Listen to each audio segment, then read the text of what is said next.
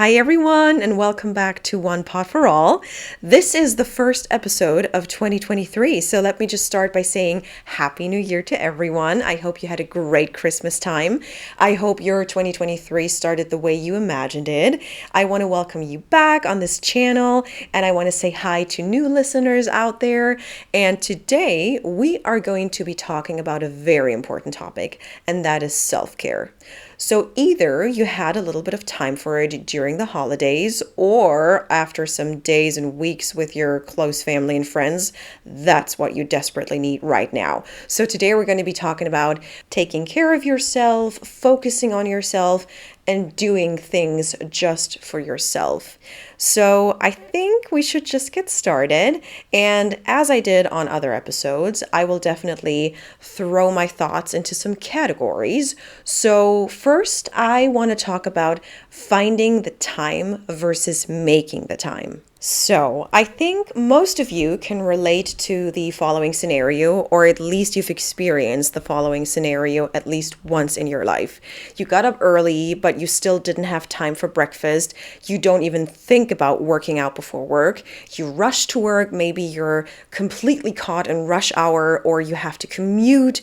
You get to work, you're stressed, your coworkers are stressed. There's so much pressure at work. You feel exhausted just being there, but you still make it to the end of the day, and then you get home and you actually have to go grocery shopping, but there is no way you're going to do that. There are other errands you have to run, but you can't do it. Maybe you even have children and you have no other thoughts on your mind except taking care of your little human beings, and you're just completely burned out. Maybe that's a scenario that has been going on for days, for weeks, for months. Some people live like that for years, and you are just completely done. You don't think you have the energy to do anything but exist.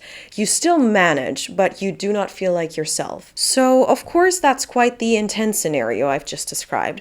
But for a lot of people, that's an everyday reality. And currently, I'm so happy that this is not what my days look like, but I am very sure that eventually this might happen to me again. And I just know if I don't take proper care of myself, I will not be alive at the end of a day like that, a week, a month, or even months or years like that.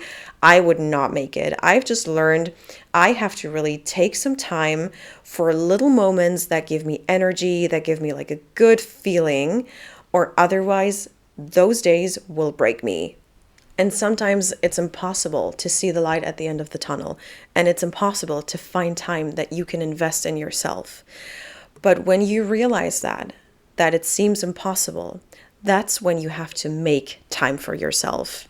Because if you don't, eventually you are just going to hit that breaking point. For me, it was always, my mind or my body, one of them would always take over and let me know pretty quickly, listen up, girl, we cannot do that any longer. We have to make a change.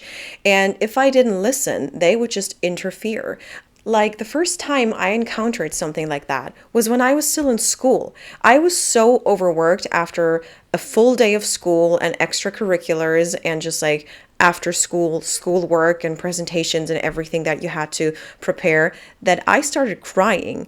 And I was never a procrastinator. I love organization, structure. I love being prepared. I like to plan things.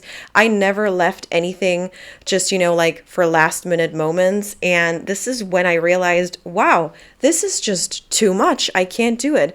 And then, I changed my habits and I didn't put too much focus on things that actually didn't matter, but people told me they mattered.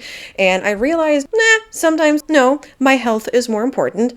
And by now, I love making the time to take care of myself because I never want to feel that shitty again. But I know a lot of people struggle with it. So on this episode, I thought I could just give you some ideas what you could do to take care of yourself.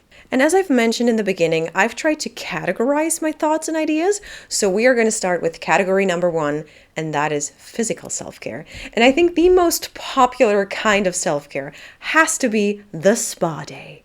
If you have the time and you have the money, you could of course go to a real spa, and you could go to a steam room, a sauna, you can go swimming, meditate, have a massage, or do some yoga. You can do that with friends maybe, but I think most of us plus love the at-home spa where you can do a face mask, you can do your nails, you can just chill, relax, put on some good music, maybe do a really proper skincare day. Oh my God, I just love those days. And I think it's one of the easiest ways. I mean, a face mask takes like what, 15 minutes to just, invest a little bit of time for yourself and to get back into a very relaxed state of mind and relaxed state of skin.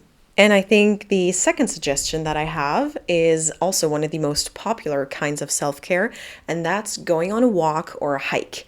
So I used to go on walks a lot last year. I even did it on days where I had to go to work, and I would just go on a walk before work if I had a late shift, or after work if I had an early shift. And sometimes I would listen to music, call my family, call friends, or just don't do anything at all and just walk. And of course, you can treat going on a walk more as a workout by like going on a very good hike or, walking faster, jogging, running, anything you can think of. But I was very much in love with that. I haven't done it in a while. Maybe I should start with that again because it just completely made me shut off my mind and all of the negative thoughts. I could just concentrate on, the nature and the buildings or other people. I loved going on a walk. And I think a lot of people did that during the pandemic, when that was basically the only thing that you could do. And I was very much into it. And I know a lot of people still are. And I highly recommend that. And then, of course, there are even more physical forms of physical self-care, and that's working out. I mean, I've already mentioned yoga. You could also do Pilates or whatever you can think of, really, running, jogging, or do like group sports, if you're into that. And if you want to meet people, if you want to hang out with people, maybe you have friends and you go play soccer together or basketball or anything you can think of, really. And I remember a time when I didn't feel good mentally. Working out really helped me. I did it in my apartment. I just did some like fitness moves, but I still really liked it because for some time I could just think about something else. I put my strength into other things, into just like the movements of my body, and I really enjoyed it. And I think it's also a very nice way to take care of your body at the same time because sometimes, when we're stressed, we try to keep a healthy lifestyle, but it's super hard and we neglect our bodies. And when you can relax and when you can gain some energy from working out, I mean, that's a win-win situation. You do something for your body and your mind, and that's just the best thing ever. And then I've also included cooking in that category because I thought, cooking, I mean, you physically have to do it. Like you have to move your hands to chop your veggies, but also when you then eat what you've cooked. It is a form of physical self-care, isn't it? I think so, because your body then has to process everything that you cooked and put into your mouth. Anyway, you get you understand how eating works. Yeah, anyway, so I don't really enjoy cooking at all. I hate it. It stresses me out. I just don't like it at all. But I know a lot of people love it so much, especially at the end of the day when they come home and they can just, get into their little aprons and start chopping away. And also I think because it's a very static thing that you do with your hands, like chopping and slicing and all that, you don't really have to think about a lot, or you have time to think things through. Maybe that's also what cooking offers you, and then the best thing is that you can eat what you've cooked after that, and you can nourish your body, or you can indulge in a very good meal. So I feel like, cooking should be part of the physical category. And I have a lot of friends who enjoy cooking so much that they just do it as a hobby. And if that works for you and that makes you feel better, you go for it. Of course, that also kind of implies that getting food, even if you have to buy it, and then eating the food is a form of physical self-care because you have to chew it, you have to digest it. That's all very physical. But what I'm trying to say is food and eating can definitely calm you down and give you 10 minutes of comfort and 10 minutes of just peace and indulging in things. So I would totally put that into that category too. Right, but now I feel like we should move on to category number 2, and that's active things and hobbies. So, of course, we've talked about sports. If that's something that you like to do, that's one of your hobbies. That could also be part of that category. Of course, in real life, you don't categorize things, but for the sake of this episode, I've tried to somewhat do that. But what I'm going to be talking about now is, for example, playing instruments, making music, being in a band, listening to music, watching movies, watching TV shows, or playing games, board games, playing on your Xbox or PlayStation. I know nothing about that, but I felt like I had to throw it in. Or whatever you can think of, learning new things, going to a class, learning how to paint, or just paint at home, and it doesn't even have to look good. It's just about what calms you down, what makes you happy, what gives you energy. And I think we can keep it short and sweet in this category because there are so many things I could mention, but I think you get the point of it. So any of your hobbies, make time for those. And before we move on, just as a reminder, self-care doesn't really have to take very long. You don't have to go to the gym. You don't have to go to a class. You don't have to go to band practice. No, you can just invest 5 minutes of your day. You can do like a 5-minute meditation. I once downloaded one of those meditation apps, and I know there's a 3-minute meditation on there. And I don't do it regularly, but I do it whenever I feel like it and when I want to calm down. And it's 3 minutes of my entire day that I invest in myself and that I just, use just to like concentrate and focus on myself. And that can do so much. It doesn't always have to be an hour or several hours that you spend on yourself. Sometimes just like a quick break can achieve the exact same thing. So maybe keep that in mind. You don't need to invest so much if you feel like you don't have enough time. And I think we always feel like we don't have enough time. But if you feel like you still need it, just try something quick. Like take a 5-minute break in your day, do something for yourself, and that might already help you out. All right, let's move on with category number 3. And that category is called quiet self-care. Now that sounds a bit ominous, but it's not. It's just about all of the activities and hobbies and things you can do which are generally quiet. So my first example is reading. If you've been a subscriber to my podcast for a few days or maybe even weeks, you've probably listened to my books and reading habits episode, and I thought it would be such a good opportunity to bring up books again. No, I'm just kidding. But what I'm trying to say is reading, I think, is one of the best versions of self-care out there because I think it's one of the most distracting ones where you don't have to do a lot. So for example, of course, like working out can distract you. But when you read, you literally take your mind off of your real life.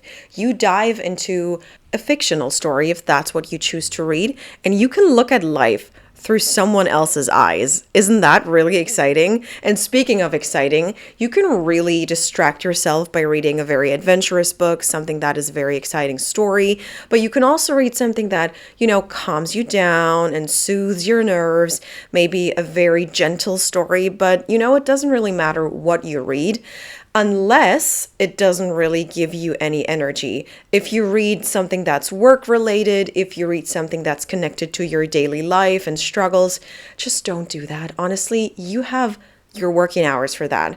Just read something that you enjoy, something that gives you a little bit of pleasure so you can invest time in feeling good. And the next thing in the quiet self-care category is one of my favorite things, and that's napping. So I think napping is the purest form of quiet self-care that you can give yourself. It's very rare that we feel like we have the time, and I think this is how power napping started to happen. And I think power napping can sometimes really drain me, and then I wake up and I don't know what year it is and where I am and who I am, and it's just confusing. But, if you have the time, maybe you have the afternoon off and you didn't get enough sleep during the night, or you've just been stressed all week, if you can take like a 1 hour to 3 hour nap, and I know it's a long time to take out of someone's day, but if you have the time and you can do it, I think this again is the purest form of self-care because you let yourself wind down completely. You give your body what your body needs. And there are so many studies on how long you should nap. Do your research on that. Do what feels good at the end of the day. It's connected to how you feel after a nap. The whole idea of napping as self-care is that it makes you feel better and not worse. So I know a lot of people don't nap because they're afraid they might wake up how I just described, like a zombie who doesn't even know what time it is, what year it is, what they are supposed to do. If that's what happens to you when you nap, maybe skip it. But if you have like an afternoon off, or you have more time in your day to take, just for yourself to put into some good old self-care, napping is one of the best things to do because you can just relax. And who doesn't want that? And who doesn't like that? All right, let's move on to the final thing on my list in the quiet self-care category. But that might be the most important thing, and also something that's connected to napping and reading, I think. And that's switching off and logging out. I hope you do it anyway. Please, people, turn your notifications off when you go to bed, when you sleep, when you take a nap, because you want that quiet time and you can only get it when your notifications are turned off. I do it when I'm reading. I switch everything off. I don't want to be disturbed or distracted. The only people who can reach me are my family members, emergency contacts, because I do want to be available for them. I would never forgive myself if I just, napped and something important happened and I missed it, or I could help someone and they couldn't reach me. And I always put on the night mode on the iPhone, because if someone really desperately needs to reach you, they just have to call you twice and then you are available to that person. So I think that's a very good solution. If it's not important, they can send an audio, they can text me, and I can read it later and reply later. But the whole switching off and logging out thing really gives you some peace of mind. You don't have to be available all the time. Maybe, be available for your kids and your family. But if you just want to take a break, turn everything off. It's the best thing you can do for some peace of mind and a little bit of quiet time. And honestly, I usually had my phone on vibrate. I hate having my ringtones on. I hate it so much. I never turn that on. Only if it's like a really important call I cannot miss, but that rarely happens. So I usually have my phone on a quiet mode, a quiet setting anyway. But lately I've really enjoyed that night mode during the day. And I just go and see if I have any notifications whenever I want to and not when it vibrates. I like the feeling of picking it up whenever I feel like it. And sometimes I just treat it as a little surprise. I like looking at my phone and seeing, oh my God, 3 people have texted me. Or, the disappointment is sometimes way too intense when I'm like, oh, no one has texted me. But what I'm trying to say is, I think even if you're busy, switching off your phone or just logging out somewhere can already just give you a little bit of self-care for your mind, if that makes sense. Sometimes when I go out and I run some errands, I have my music on and that's it. I have every single notification off, or sometimes I put my phone on airplane mode so no one can reach me. But again, I don't like that too much because I'm always a little scared something might happen and there might be an emergency and I need to be available. But again, I put my phone on night mode when I run errands just so people could potentially reach me, but I don't have to immediately see it all the time. And then when I pick my phone up and I look into all of these apps that I have where people send me messages and memes and things, I can just look at them whenever I want to. And I really like that. And I also have the agreement with my friends that when something is very urgent and we send an audio, because sometimes it's very difficult to type things and it's just too long to type, we just ask each other, hey, if I write down urgent, can you listen to the audio immediately? And then of course I do it immediately if that's an option, So that's something that I like. Because sometimes even if you have the time, you're just not in the mood, and I think it should always be respected by everyone involved that sometimes you just take time out of your day where you're not available. And we have the silent agreement. I think I have that with every single one of my friends, that sometimes we just let the other person know when we're going to be available, when we have the time to listen, or when we have the time to answer, or we just don't until we're ready. And then again, if it's urgent, they will let me know immediately. So if something is up, I can be there for them. But yeah, I do like that. I like the agreement because it just respects everyone's sort of schedule, because we all have completely different work schedules, or just our lives look completely different.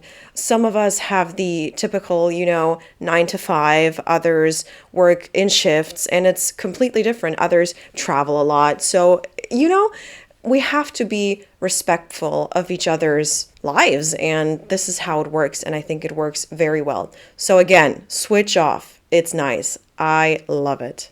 And I can't believe I have to throw in a disclaimer at the 20-minute mark. But I'm sorry, guys, I have to say something right now because it's driving me crazy. Outside, there are some random people playing with firecrackers, and every time I'm really like in the flow, I'm talking about self-care, there is an explosion in the background and I'm like, oh my God, no. And it's been happening for a good half hour now, and I am now determined to just continue. If you hear anything weird in the background, that's what that is, just so you know, but I cannot be interrupted any longer. I am done.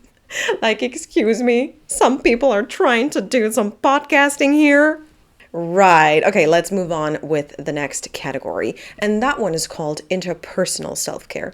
It's a weird name, but you can also call it self-care for extroverts. So I'm not one of them. I mean, surprisingly, I know, but I would call myself an extroverted introvert. I'm an introvert at heart, but I'm a very extroverted person, or I have a lot of like extroverted character traits, I would say. But yeah, so anything you can do with people, that's what it's about.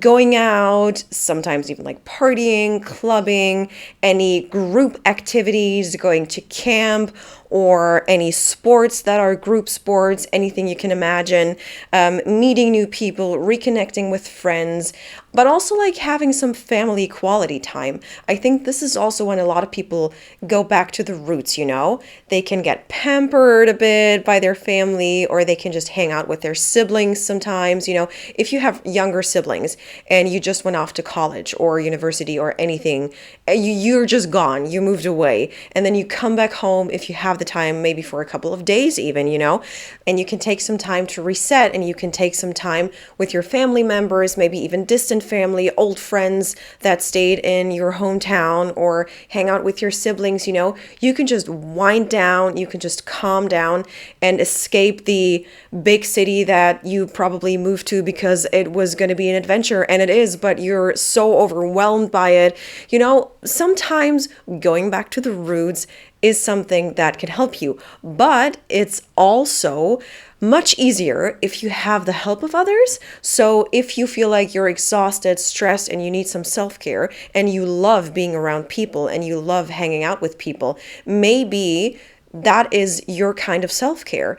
And I also have a couple of friends who not only meet a lot of people and always stay connected to friends and family, but they also like to meet new people. So they do extra activities, like they go to classes, they try to be more socially committed in community work, or they're going to be politically active, all of those things where you can meet a lot of people. If that's for you, well, I applaud you when I sit at home and read my book. But yeah, I mean, if that's your form of self-care, then this is what you should do. And that's also one of the many things you can do. And I had to mention it because a lot of people love hanging out with people. And now on to the final category, and that's special self-care. So yeah, I couldn't come up with anything better than that because I have so many different things in that category, but there are very like unique things and forms of self-care. So my first thing on that list is, for example, traveling. I mean, come on, that's amazing. I mean, I explained in my travel episode that traveling all by myself was one of the best experiences I've ever had. And I will recommend it to every single person, even if they don't want my opinion, because It was just so amazing. Everything about it was amazing, and I had such a good time. This is the ultimate form of self-care to me. If you can afford it, if you have the time. And I don't know if you've noticed, but I've tried to include things that take like 5 minutes and things that take several days and like big chunks of time. So for example, visiting your family will probably take a little longer than meditating for 3 minutes. So it's really whatever you need and whatever you choose. But I think traveling, if you can do it, oh my God, do it. It's the absolute best form of self-care. And then what else is on my list? We have, for example, going to a concert. Concerts, oh my God, I haven't been to a concert in a long time. I really want to go, but then, I want to see an artist I like. So I'm not going to spend tons of money on someone I just find okay. So, that's like my own thing. But yes, going to concerts, that's something really exciting and something special that you can plan for yourself. And then also on my list are museums and theaters and also the opera. I am a big nerd and I love the opera, and I haven't been, I think, for about a year now. So sad. I really want to go. I'm trying to convince people to go with me. It's fine. I'll find someone eventually, or I'll just annoy people until they go with me. But yeah, so these are things, like cultural things, new experiences and all that. But yeah, I love museums. First of all, it's quiet. And this is just something that we cannot take for granted. Come on, it's amazing. So that's awesome. You could also go to a public library, by the way. Anyway, but like theaters, they're always going to be hit or miss unless you know the production and everything. But it's still something that you can do for yourself to just like venture out and to just do something that is maybe a little unusual. And you have to be aware that you might be disappointed and that it might be a very strange night that you're getting yourself into.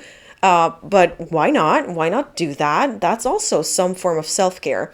And again, the opera. I mean, you're literally stuck in, the 19th century, maybe the 18th century. But oh my God, they had some good music, people. I might actually do an opera episode. I've thought about it, but I just have to gather some more content. But it's also something, if you've never been, and please do not compare it to the ballet. Some people come up to me and they're like, nah, I don't want to go to the opera. I've been to a ballet and it was so boring. I'm like, that is a different kind of art.